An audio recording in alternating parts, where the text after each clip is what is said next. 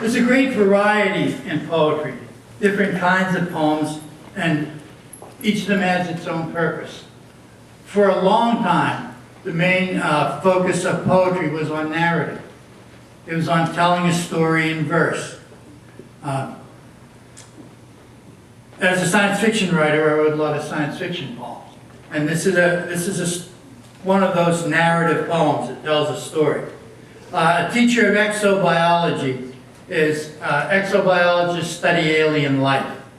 So these are college students who go off to other worlds. It's in the future in which we have space travel, and they're always pioneers who go out and plan, you know, like, I can't think of their names, typical. The two guys that wandered around in the West and named everything. And they were Lewis and Clark. Lewis and Clark, Right. who wouldn't have gotten anywhere if they didn't have Sacagawea. Right. Because she knew the route.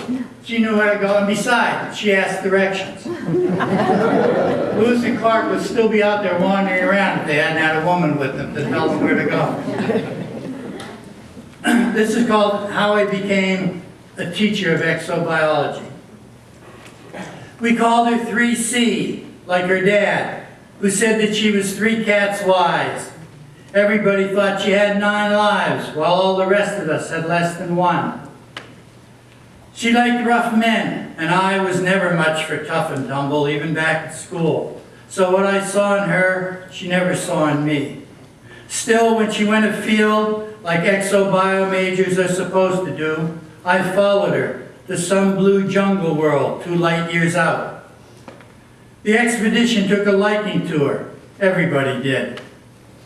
But out of all of them, she liked an expedition brat, born there the same year we were born on Earth, who served as expedition guide.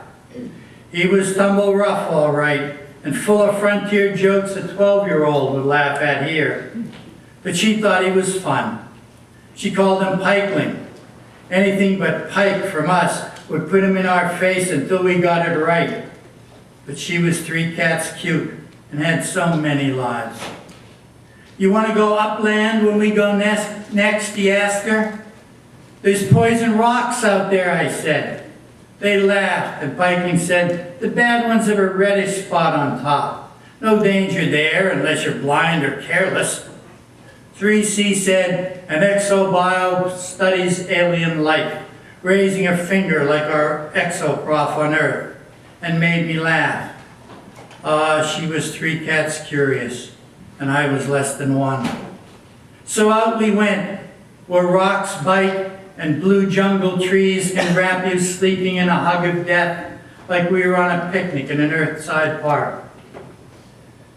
A boy man raised by burly men, Pike treated her like they were boys together.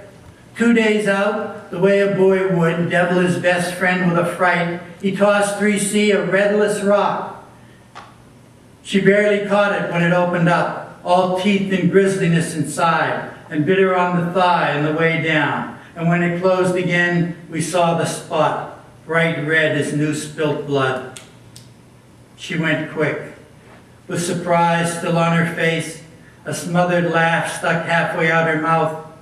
Who would have thought so many lives could go at once and leave us none?